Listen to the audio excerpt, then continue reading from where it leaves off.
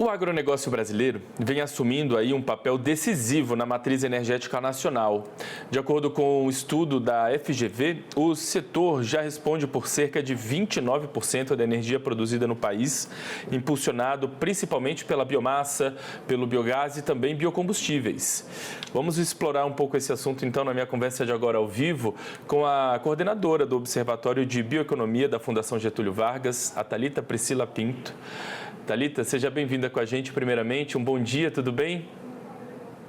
Bom dia, Felipe. Tudo ótimo. E com você? Tudo certo também, viu? Obrigado mais uma vez pela presença. Para a gente começar, conta para a gente, apresenta para a gente um pouquinho sobre esse estudo, que exatamente ele revela. Esse estudo, ele pretendia responder uma questão.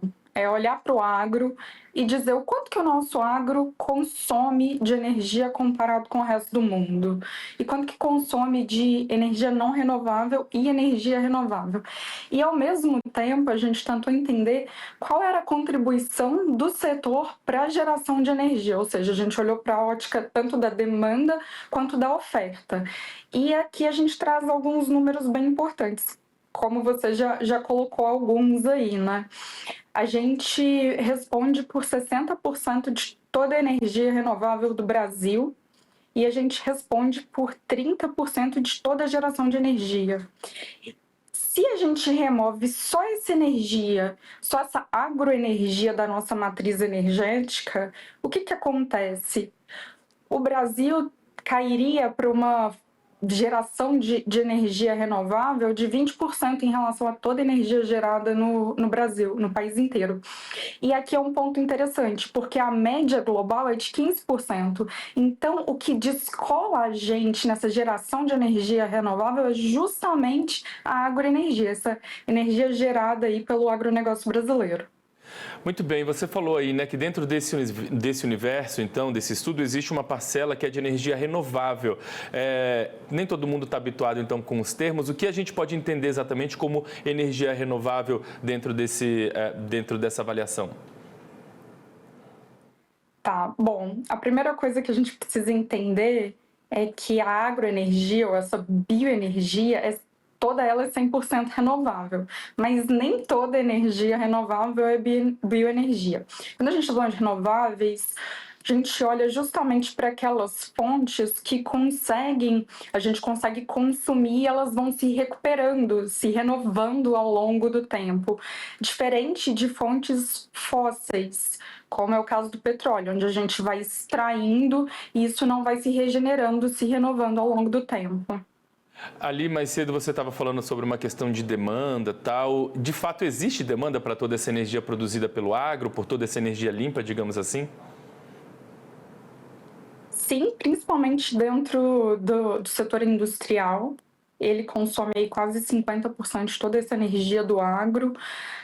A gente também tem outros setores importantes ali, o próprio setor energético, com toda a distribuição dessa energia gerada, o consumo via carros híbridos ou movidos a etanol, e a gente tem boas políticas de segurança energética, de transição energética como combustível do futuro, que prevêem uma utilização cada vez maior da parcela desses biocombustíveis dentro da nossa matriz energética.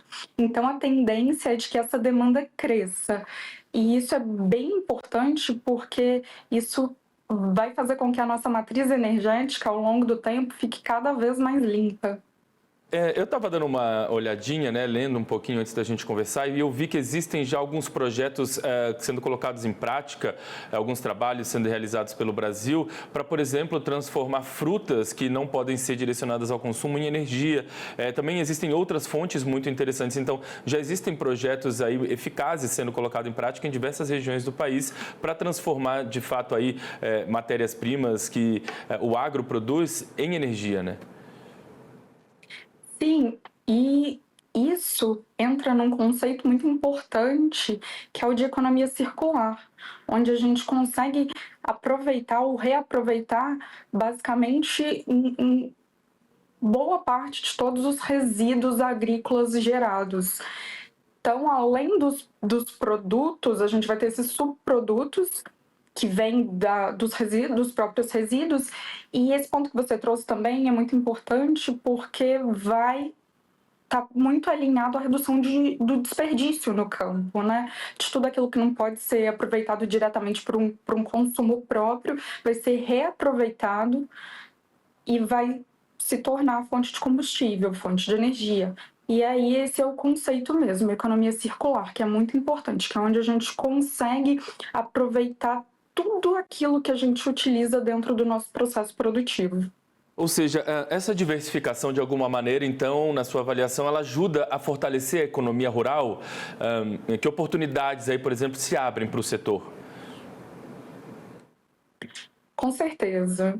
A primeira delas é a redução da dependência do uso dos fósseis, né? Então, o produtor ele vai ter a oportunidade de reduzir dentro ali da própria propriedade, da própria atividade agrícola, o consumo de fósseis. Ele possibilita ter uma autoprodução de combustíveis, então ele vai aumentar a autonomia dele em relação ao consumo de combustíveis e, eventualmente, dependendo da atividade desse produtor, ele pode, inclusive, ter novas oportunidades de negócio gerando energia para poder comercializar. Então, de um lado, a gente tem redução de custos, maior eficiência do processo produtivo e uma possibilidade de uma fonte de novas receitas. Muito bacana. Olhando aqui para o futuro, para os próximos, não sei, próximos 10 anos, você acredita que essa é uma tendência? A gente vai ver aí, de fato, uma matriz energética agrícola muito diferente do que a gente tem visto hoje? Você acha que o Brasil tem potencial para assumir um protagonismo, de fato, nessa área de bioenergia agrícola?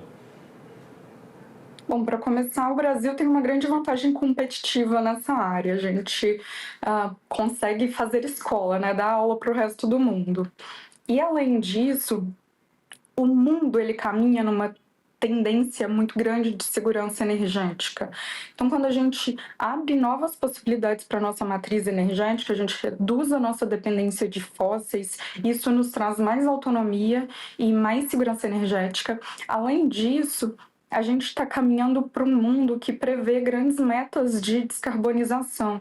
E a principal fonte de emissão de gases de efeito estufa a nível global são os fósseis. Aqui a gente já entra com vantagens também, porque a gente já traçou os caminhos para ampliar essa nossa geração de energias renováveis, de agroenergia principalmente, que podem se tornar um modelo para o resto do mundo e, além disso, colocar a gente na frente na questão da redução da dependência externa, na redução da dependência de fósseis e, principalmente, no aproveitamento de resíduos agrícolas.